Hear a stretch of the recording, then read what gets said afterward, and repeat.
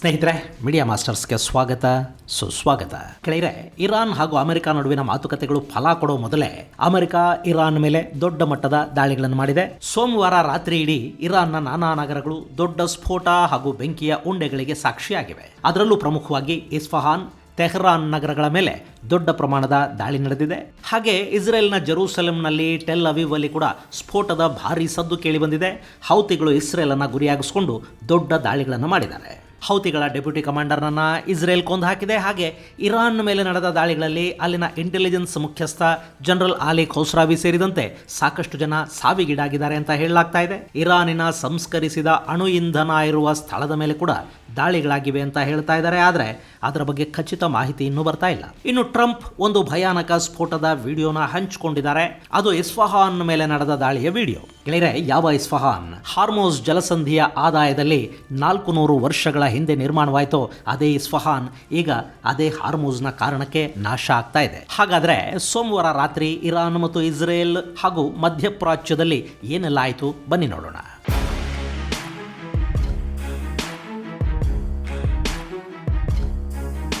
ಸ್ನೇಹಿತರೆ, ಈ ಯುದ್ಧ ಶುರುವಾಗಿ 1 ತಿಂಗಳು ಮುಗಿದು ಹೋಗಿದೆ. ಆದರೂ ಕೂಡ ಅದು ನಿಲ್ಲುವ ಯಾವ ಲಕ್ಷಣಗಳು ಸದ್ಯಕ್ಕೆ ಕಾಣ್ತಾ ಇಲ್ಲ. ಇನ್ನು ಈ ಬಗ್ಗೆ ಅಲ್ಲಿನ ಟಿವಿ ಚಾನೆಲ್ ಒಂದಕ್ಕೆ ಸಂದರ್ಶನವನ್ನ ಕೊಟ್ಟ ಇಸ್ರೇಲ್ನ ಪ್ರಧಾನಿ ನೆತನ್ಯಾಹು ಯುದ್ಧ ಯಾವಾಗ ನಿಲ್ಲಬಹುದು ಅನ್ನೋ ಬಗ್ಗೆ ಸ್ಪಷ್ಟ ಸಮಯವನ್ನ ಹೇಳೋದಕ್ಕೆ ನಿರಾಕರಿಸಿದ್ದಾರೆ.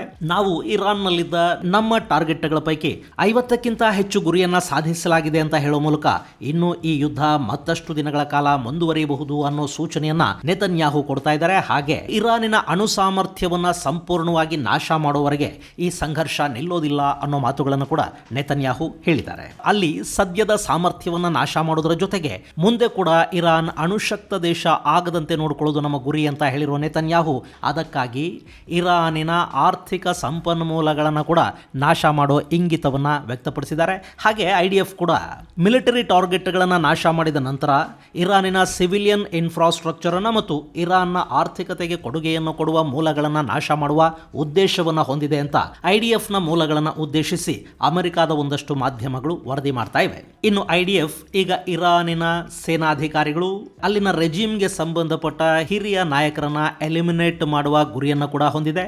ಈ ಮೂಲಕ ಆದಷ್ಟು ಬೇಗ ರೆಜಿಮ್ ಅನ್ನ ಬಲಹೀನಗೊಳಿಸುವ ಪ್ರಯತ್ನವನ್ನ ಅವರು ಮಾಡ್ತಾ ಇದ್ದಾರೆ. ಈ ಮಾಹಿತಿಯನ್ನ ವೈಟ್ ಹೌಸ್ ಕೂಡ ಒಪ್ಪಿಕೊಂಡಿದೆ. ವೈಟ್ ಹೌಸ್ನ ವಕ್ತಾರೆ ಈ ಬಗ್ಗೆ ಎಷ್ಟು ಹಾಸ್ಯಾಸ್ಪದ ಮತ್ತು ಜಿಗುಪ್ಸಾಕರ ಹೇಳಿಕೆಯನ್ನ ಕೊಟ್ಟಿದ್ದಾರೆ ಅಂದ್ರೆ, ಇರಾನ್ನ ನಾಯಕರು ಟ್ರಂಪ್ ಮತ್ತು ಅಮೆರಿಕ ಜೊತೆ ಮಾತನಾಡಿದ ರೀತಿ ನಮಗೆ ಇಷ್ಟ ಆಗಲಿಲ್ಲ, ಹೀಗಾಗಿ ಅವರನ್ನ ಎಲಿಮಿನೇಟ್ ಮಾಡಬೇಕಾದ ಪರಿಸ್ಥಿತಿ ಬಂತು ಅನ್ನೋ ಹೇಳಿಕೆ ವೈಟ್ ಹೌಸ್ ನಿಂದ ಬಂದಿದೆ. ಇನ್ನು ಗೆಳೆಯರೆ, ನಿನ್ನೆ ರಾತ್ರಿ ಇಸ್ಫಹಾನ್, ತೆಹರಾನ್ ಸೇರಿದಂತೆ ಇರಾನಿನ ಸಾಕಷ್ಟು ನಗರಗಳ ಮೇಲೆ ಇಸ್ರೇಲ್ ಮತ್ತು ಅಮೆರಿಕಗಳು ದೊಡ್ಡ ಪ್ರಮಾಣದ ದಾಳಿಗಳನ್ನು ಮಾಡಿವೆ. ನಿನ್ನೆ ಬಹುಶಃ ಬಂಕರ್ ಬರ್ಸ್ಟರ್ ಅನ್ನ ಅಮೆರಿಕ ಬಳಸಿದಂತೆ ಕಾಣ್ತಾ ಇದೆ.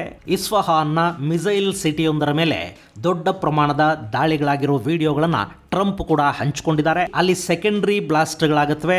ಒಮ್ಮೆ ಮಿಸೈಲ್ ಬಿದ್ದು ದೊಡ್ಡ ಪ್ರಮಾಣದ ಬ್ಲಾಸ್ಟ್ ಸಂಭವಿಸಿದ ನಂತರ ಕೆಲವೇ ನಿಮಿಷಗಳಲ್ಲಿ ಅದೇ ಸ್ಥಳದಲ್ಲಿ ಮತ್ತಷ್ಟು ಸ್ಫೋಟಗಳು ಸಂಭವಿಸಿ ಆಕಾಶದಲ್ಲಿ ಮಶ್ರೂಮ್ ಆಕಾರದ ಬೆಂಕಿಯ ಉಂಡೆ ಗೋಚರ ಆಗುವ ವಿಡಿಯೋಗಳು ಟ್ರಂಪ್ ಅವರ ಖಾತೆಯಲ್ಲಿ ಕಾಣಿಸ್ತಾ ಇವೆ. ಅದು ಇಸ್ಫಹಾನ್ನ ವಿಡಿಯೋ ಅನ್ನೋದನ್ನ ಅಲ್ ಜಜೀರಾ ಖಚಿತಪಡಿಸ್ತಾ ಇದೆ.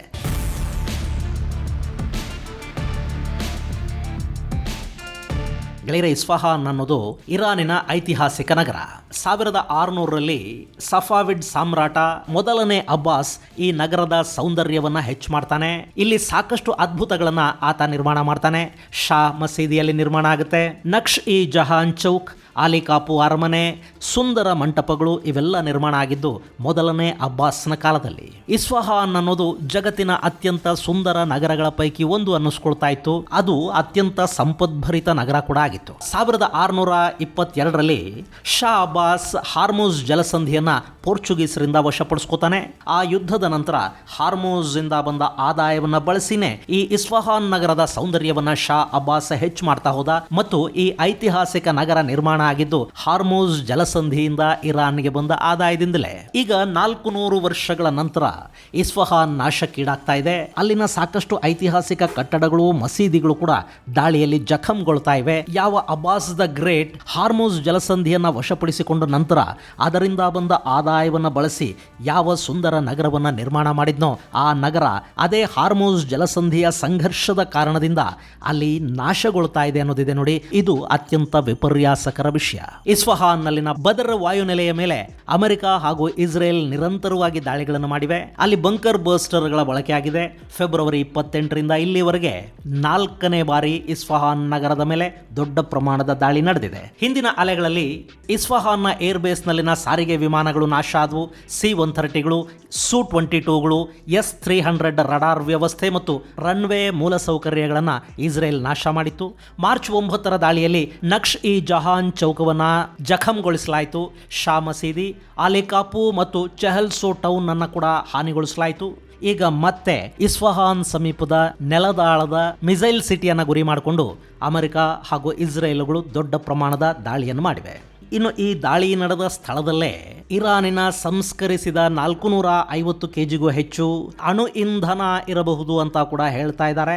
ಆ ಅಣು ಇಂಧನವನ್ನು ವಶಪಡಿಸ್ಕೊಳ್ಳೋದಕ್ಕೆ ಅಮೆರಿಕ ವಿಶೇಷ ಕಾರ್ಯಾಚರಣೆಯನ್ನು ಮಾಡಬೇಕು ಅಂತ ಅಂದ್ಕೊಳ್ತಾ ಇತ್ತು. ಈ ಹಿಂದಿನ ಅಂದ್ರೆ ಕಳೆದ ವರ್ಷ ಇಸ್ರೇಲ್ ಹಾಗೂ ಅಮೆರಿಕಗಳು ಮಾಡಿದ ದಾಳಿಯಲ್ಲಿ ಅಲ್ಲಿನ ಅಣು ಸಂಸ್ಕರಣಾ ಘಟಕವೊಂದು ನಾಶಕ್ಕೀಡಾಯ್ತಲ್ಲ, ಆಗ ಈ 450 kgಗಳಷ್ಟು ಯುರೇನಿಯಂ ನೆಲದಾಳದಲ್ಲಿ ಹೂತು ಹೋಗಿದೆ ಅಂತ ಹೇಳ್ತಾ ಇದ್ರು. ಈಗ ಆ ಜಾಗದಲ್ಲಿ ಕೂಡ ಮತ್ತೆ ದಾಳಿಗಳಾಗಿವೆ ಅಂತ ಹೇಳ್ತಾ ಇದ್ದಾರೆ. ಹೀಗಾಗಿ ಅಲ್ಲಿ ಅಣು ವಿಕಿರಣದ ಸಾಧ್ಯತೆಗಳಿವೆಯಾ ಅನ್ನೋದು ಕೂಡ ಅನುಮಾನಕ್ಕೆ ಕಾರಣ ಆಗ್ತಾ ಇದೆ. ಈ ಬಗ್ಗೆ ಇನ್ನೂ ಅಧಿಕೃತ ಮಾಹಿತಿಗಳು ಹೊರಬರಬೇಕಿದೆ. ಇನ್ನು ಇಸ್ರೇಲ್ ತಾನು ಮಾಡ್ತಾ ಇರೋ ದಾಳಿಗಳಿಗೆ ಮತ್ತು ಇರಾನಿನ ನಾಯಕತ್ವವನ್ನ ವಿಶೇಷವಾಗಿ ಗುರಿ ಮಾಡಿಕೊಂಡು ಮಾಡ್ತಾ ಇರೋ ನಿರ್ದಿಷ್ಟ ದಾಳಿಗಳಿಗೆ ಹ್ಯೂಮನ್ ಇಂಟೆಲಿಜೆನ್ಸ್ ಹಾಗೂ ಆರ್ಟಿಫಿಷಿಯಲ್ ಇಂಟೆಲಿಜೆನ್ಸ್ ಅನ್ನ ಬಳಕೆ ಮಾಡ್ತಾ ಇದೆ ಅಂತ ಹೇಳ್ತಾ ಇದ್ದಾರೆ. ಇಸ್ರೇಲ್ ಬಳಸ್ತಾ ಇರೋ ಆರ್ಟಿಫಿಷಿಯಲ್ ಇಂಟೆಲಿಜೆನ್ಸ್ ಬಗ್ಗೆ ಈ ಹಿಂದಿನ ವಿಡಿಯೋದಲ್ಲಿ ನಾನು ವಿವರವಾಗಿ ಹೇಳಿದ್ದೆ. ಆ ವಿಡಿಯೋ ಲಿಂಕ್ ಅನ್ನ ನಿಮಗೆ ಡಿಸ್ಕ್ರಿಪ್ಷನ್ ಬಾಕ್ಸ್ ಅಲ್ಲಿ ಕೊಡ್ತಾ ಇದ್ದೀನಿ. ಹೇಗೆ ಆರ್ಟಿಫಿಷಿಯಲ್ ಇಂಟೆಲಿಜೆನ್ಸ್ ಅನ್ನ ತನ್ನ ಟಾರ್ಗೆಟ್ ಗಳನ್ನ ಹುಡುಕೋದಿಕ್ಕೆ ಮತ್ತು ಅವುಗಳನ್ನ ಹೊಡೆಯೋದಿಕ್ಕೆ ಇಸ್ರೇಲ್ ಅತ್ಯಂತ ಸಮರ್ಥವಾಗಿ ಬಳಕೆ ಮಾಡ್ತಾ ಇದೆ ಅನ್ನೋ ಮಾಹಿತಿಯನ್ನ ಆ ವಿಡಿಯೋದಲ್ಲಿ ಹೇಳಿದ್ದೀನಿ. ಅದರ ಲಿಂಕ್ ಅನ್ನ ಡಿಸ್ಕ್ರಿಪ್ಷನ್ ಬಾಕ್ಸ್ ಅಲ್ಲಿ ಕೊಡ್ತಾ ಇದ್ದೀನಿ, ನೀವು ಅದನ್ನು ಕೂಡ ನೋಡಬಹುದು.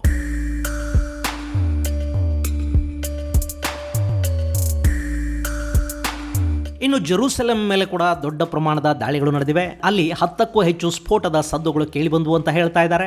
ನಗರದಾದ್ಯಂತ ವಾಯುದಾಳಿಯ ಸೈರನ್ನುಗಳು ಮೊಳಗಿದ್ವು. ಇಸ್ರೇಲ್ ಸೇನೆ ತನ್ನ ವಾಯುರಕ್ಷಣಾ ವ್ಯವಸ್ಥೆಗಳ ಮೂಲಕ ಕ್ಷಿಪಣಿಗಳನ್ನ ನ್ಯೂಟ್ರಲೈಸ್ ಮಾಡೋದಕ್ಕೆ ಹರಸಾಹಸವನ್ನ ಪಡ್ತು ಅಂತ ಹೇಳಲಾಗ್ತಾ ಇದೆ. ಈ ಮಧ್ಯೆ ಒಂದಷ್ಟು ಡ್ರೋನ್ ಹಾಗೂ ಕ್ಷಿಪಣಿಗಳು ಇಸ್ರೇಲ್ನ ಮೇಲೆ ಕೂಡ ದಾಳಿಗಳನ್ನು ಮಾಡಿವೆ. ಆದರೆ ಅಲ್ಲಿನ ಸಾವು ನೋವಿನ ಮಾಹಿತಿ ಸ್ಪಷ್ಟವಾಗಿ ಗೊತ್ತಾಗ್ತಾ ಇಲ್ಲ. ಇನ್ನು ಇಸ್ಫಹಾನ್ ಮೇಲೆ ದಾಳಿ ನಡೆದ ಬೆನ್ನಲ್ಲೇ ದುಬೈ ಬಂದರಿನ ಮೇಲೆ ಇರಾನ್ ಡ್ರೋನ್ ದಾಳಿಗಳನ್ನು ಮಾಡಿದೆ.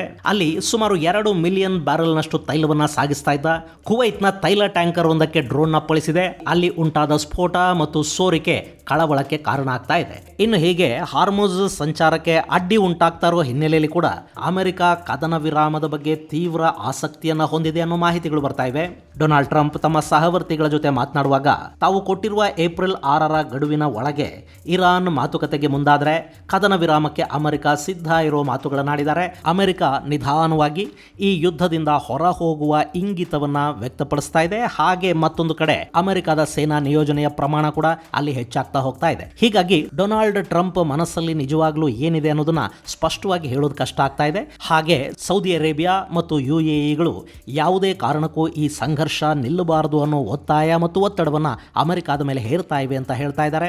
ಸೌದಿ, UAE, ಬಹರೈನ್, ಕುವೈತ್ ಸೇರಿದಂತೆ ಅರಬ್ ದೇಶಗಳು ಸಂಘರ್ಷ ಶುರುವಾದ ಆರಂಭದಲ್ಲಿ ಇದಕ್ಕೆ ತೀವ್ರ ವಿರೋಧವನ್ನು ವ್ಯಕ್ತಪಡಿಸಿದ್ವು. ಈ ಬಗ್ಗೆ ಮೊದಲೇ ನಮ್ಮ ಜೊತೆ ಚರ್ಚೆ ಮಾಡಲಿಲ್ಲ, ನಮಗೆ ಮಾಹಿತಿ ಕೊಡಲಿಲ್ಲ, ನಮಗೆ ತಯಾರಿಗಳಿಗೆ ಅವಕಾಶವನ್ನ ಕೊಡಲಿಲ್ಲ ಅನ್ನೋ ಅಸಮಾಧಾನ ಆ ದೇಶಗಳಲ್ಲಿತ್ತು. ಆದರೆ ಸಂಘರ್ಷದ ತೀವ್ರತೆ ಹೆಚ್ಚಾದಂತೆ, ಇರಾನ್ ಅರಬ್ ದೇಶಗಳ ಮೇಲೆ ಮಾಡ್ತಾ ಇರೋ ದಾಳಿಯ ಪ್ರಮಾಣ ತೀವ್ರವಾದಂತೆ, ಅವರಿಗುಂಟಾದ ನಷ್ಟ ಹೆಚ್ಚಾಗ್ತಾ ಇರೋ ಹಾಗೆ ಈ ಹಂತದಲ್ಲಿ ಸಂಘರ್ಷವನ್ನ ನಿಲ್ಲಿಸೋದು ಬೇಡ ಅಂತ ಅರಬ್ ದೇಶಗಳು ಅಮೆರಿಕದ ಮೇಲೆ ಒತ್ತಡಗಳನ್ನ ಹೇರ್ತಾ ಇರೋ ಮಾಹಿತಿಗಳು ಬರ್ತಾ ಇವೆ. ಇರಾನ್ ನಲ್ಲಿನ ರೆಜಿಮ್ ಬದಲಾಗಬೇಕು ಅಥವಾ ಇರಾನ್ ತನ್ನ ವರ್ತನೆಯನ್ನ ಸಂಪೂರ್ಣವಾಗಿ ಬದಲಾಯಿಸಿಕೊಳ್ಬೇಕು, ಅಲ್ಲಿವರೆಗೆ ಯಾವುದೇ ಕಾರಣಕ್ಕೂ ದಾಳಿಗಳು ನಿಲ್ಲಬಾರದು ಅಂತ ಸೌದಿ ಅರೇಬಿಯಾ, UAEಗಳು ಹೇಳ್ತಾ ಇದ್ರೆ, ಇರಾನ್ನ ಒಳಗೆ ನುಗ್ಗುವಂತೆ UAE ಅಮೆರಿಕದ ಮೇಲೆ ಒತ್ತಡ ಹೇರ್ತಾ ಇದೆ.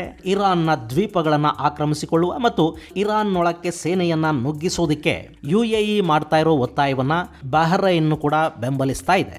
ಇಲ್ಲಿ ಈ ಸಂಘರ್ಷದಲ್ಲಿ ಅತಿ ಹೆಚ್ಚು ನಷ್ಟಕ್ಕೆ ಮತ್ತು ದಾಳಿಗೆ ಈಡಾಗಿರೋದು ಯುನೈಟೆಡ್ ಅರಬ್ ಎಮಿರೇಟ್ಸ್, ಕುವೈತ್ ಮತ್ತು ಬಹ್ರೈನ್ಗಳು. ಹೀಗಾಗಿ ಅವರು ಈ ಯುದ್ಧವನ್ನು ತಾರ್ಕಿಕ ಅಂತ್ಯದವರೆಗೆ ತಗೊಂಡು ಹೋಗಬೇಕು, ಅಲ್ಲಿವರೆಗೂ ಇದು ನಿಲ್ಲಬಾರದು ಅಂತ ಬಯಸ್ತಾ ಇದ್ದಾರೆ.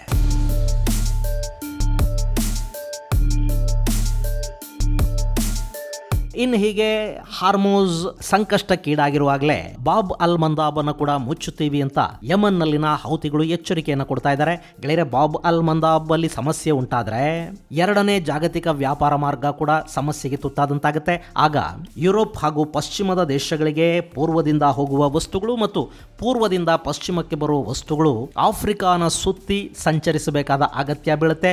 ಇದು ಖರ್ಚು ಮತ್ತು ಸಮಯ ಎರಡನ್ನೂ ಹೆಚ್ಚು ಬಯಸುತ್ತೆ. ಇನ್ನು ಇರಾನ್ ಹಾರ್ಮೋಸ್ ಅಲ್ಲಿ ಸಂಚಾರವನ್ನು ಸುಗಮಗೊಳಿಸುವ ನಿಟ್ಟಲ್ಲಿ ಅಲ್ಲಿ ಟೋಲ್ ಅನ್ನ ಫಿಕ್ಸ್ ಮಾಡುವ ನಿರ್ಧಾರಕ್ಕೆ ಬಂದಿದೆ. ಹಾರ್ಮೋಸ್ ಅನ್ನ ಸದ್ಯಕ್ಕೆ ಬಿಟ್ಟುಕೊಡೋದಕ್ಕೆ ಇರಾನ್ನ IRGC ಸಿದ್ಧ ಇಲ್ಲ ಮತ್ತು ಅಮೆರಿಕ ಹಾಗೂ ಮಿತ್ರ ದೇಶಗಳನ್ನು ಹೊರತುಪಡಿಸಿ ಉಳಿದೆಲ್ಲ ದೇಶಗಳ ಹಡಗುಗಳ ಸಂಚಾರಕ್ಕೆ ಅನುಮತಿ ಕೊಡುವ ಬಗ್ಗೆ ಒಂದು ರೆಸಲ್ಯೂಷನ್ ಅನ್ನ ಪಾಸ್ ಮಾಡಿರೋ ಇರಾನ್ ಅದಕ್ಕಾಗಿ ನಿರ್ದಿಷ್ಟ ಮೊತ್ತವನ್ನ ಶುಲ್ಕದ ರೂಪದಲ್ಲಿ ಸಂಗ್ರಹಿಸುವ ನಿರ್ಧಾರವನ್ನು ಮಾಡಿದೆ. ಇದೆಲ್ಲವನ್ನ ನೋಡ್ತಾ ಇದ್ರೆ ಇನ್ನಷ್ಟು ದಿನಗಳ ಕಾಲ ಈ ಸಂಘರ್ಷ ಮುಂದುವರಿಯುತ್ತೆ. ಅಮೆರಿಕದ ಕೆಲ ತಜ್ಞರು ಹೇಳ್ತಾ ಇರೋ ಪ್ರಕಾರ ಇದು ಇನ್ನೂ 3-4 ವಾರಗಳವರೆಗೆ ಹಾಗೆ ಮುಂದುವರಿಯುವ ಸಾಧ್ಯತೆಗಳು ಕಾಣ್ತಾ ಇವೆ. ಇನ್ನು ಪಾಕಿಸ್ತಾನದ ಸಂಧಾನ ಅಂಥ ಯಶಸ್ಸನ್ನೇನು ಕಂಡಂತಿಲ್ಲ. ಹಾಗೆ ಪಾಕಿಸ್ತಾನದ ಬಲೂಚಿಸ್ತಾನ್ ಭಾಗದಲ್ಲಿ ಗ್ಯಾಸ್ ಸಂಪರ್ಕದ ಪೈಪ್ಲೈನ್ ಒಂದನ್ನ ಅಲ್ಲಿನ ಅಪರಿಚಿತರು ಧ್ವಂಸಗೊಳಿಸಿದ್ದಾರೆ. ಅಲ್ಲಿ ಬೆಂಕಿ ಕಾಣಿಸಿಕೊಂಡಿದೆ ಮತ್ತು ಇಡೀ ಪಾಕಿಸ್ತಾನಕ್ಕೆ ಗ್ಯಾಸ್ ಸರಬರಾಜಲ್ಲಿ ದೊಡ್ಡ ವ್ಯತ್ಯಯ ಉಂಟಾಗ್ತಾ ಇದೆ.